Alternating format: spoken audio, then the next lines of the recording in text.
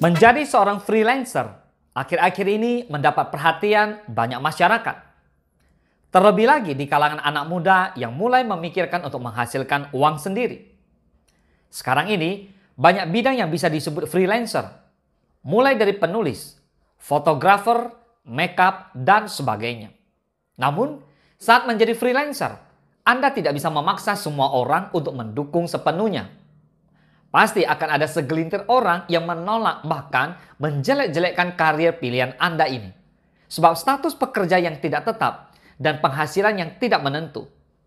Padahal, bila freelancer tersebut bisa mengelola berbagai job, pastinya hasil didapat sangatlah lumayan besar. Halo sahabat entrepreneur, saat ini saya akan memberikan kepada Anda teknik sukses menjadi seorang freelancer. Bersama saya, Willianto SE. Dan pastikan Anda tidak beranjak dulu. Tonton sampai selesai. Are you ready?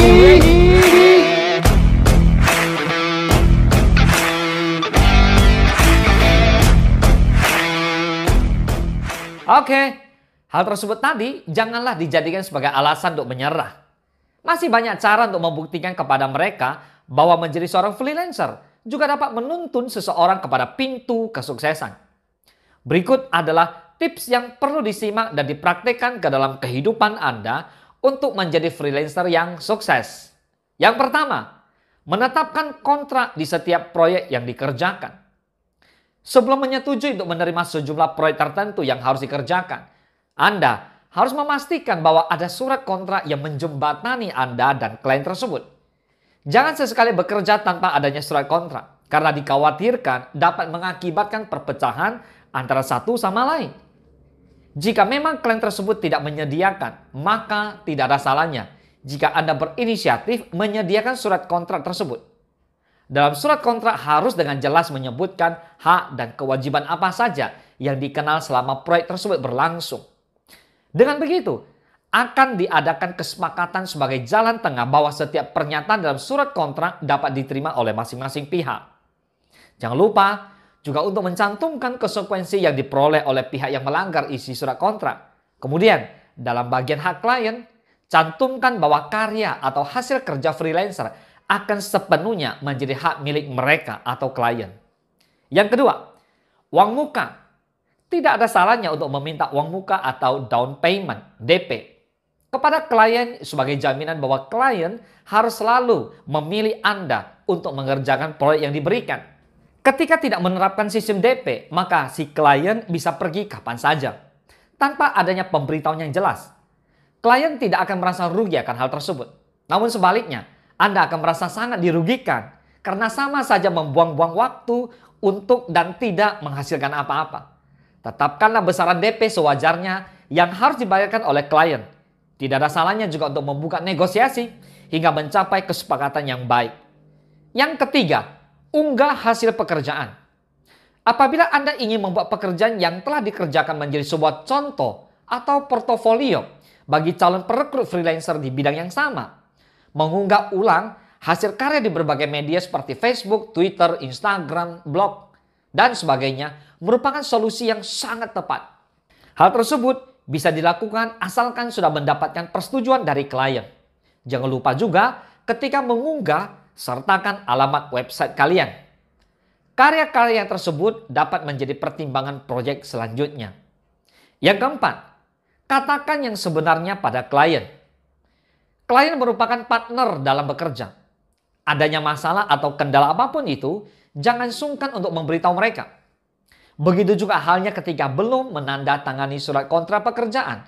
Anda harus tahu betul mengenai klien dan pekerjaan tersebut. Jika memang tidak tertarik, lebih baik menolak sejak awal daripada berpura-pura tertarik dengan proyek yang mereka laksanakan, namun tidak menghasilkan karya yang baik dan bagus.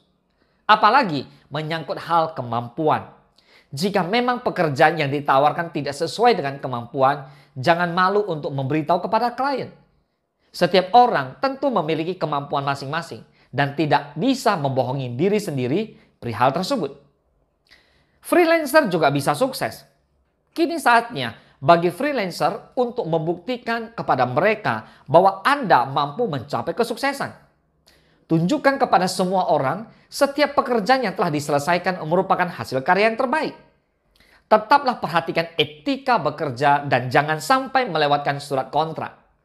Jangan sesekali menjual ulang hasil pekerjaan kepada orang lain, karena hasil karya tersebut sudah menjadi milik orang lain.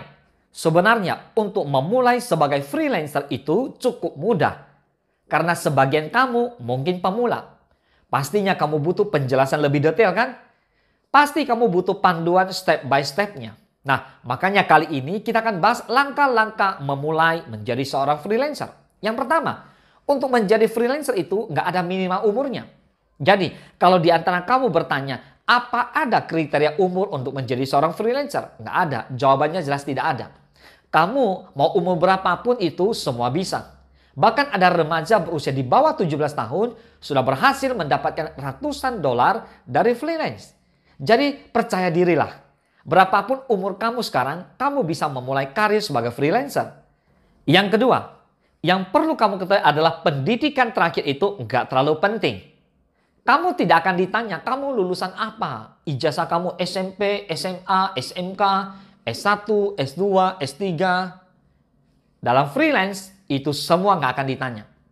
Buat kamu yang sekarang masih kuliah di bidang yang mungkin berbeda dengan apa yang kamu sukai, misalkan, kamu yang sekarang kuliah di pertanian, tapi sukanya desain grafis, itu nggak masalah. Karena dalam freelance itu, kemampuan atau skill kamu yang dinilai, bukan ijazah kamu. Jadi, klien punya uang, dia butuh orang yang bisa menyelesaikan kerjaannya. Kalau kamu bisa mengerjakannya, maka kamu sudah memberikan solusi baginya. Nggak akan ditanya pendidikan kamu apa. Kemudian, langkah selanjutnya, kamu harus pilih mau berkarir sebagai freelancer di bidang apa. Banyak yang mengira untuk menjadi freelancer itu harus bisa desain. Padahal nggak seperti itu ya. Freelancer itu banyak sekali bidangnya. Ada freelancer di bidang pemrograman website. Ada freelancer di video editing. Ada juga di bidang penulisan. Bahkan ada di bidang data entry yang tugasnya masukin data. Jadi bukan hanya desain, tapi banyak sekali bidangnya ya. Nah, sejak awal kamu harus tentuin mau terjun di bidang apa. Pilihlah bidang yang kamu sukai, yang kamu enjoy untuk melakukannya.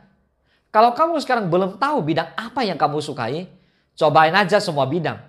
Terus kamu rasain mana yang buat kamu nyaman untuk mengerjakannya. Nah, itulah bidang yang harus kamu pilih. Yang keempat, yaitu kamu harus asah skill kamu terus.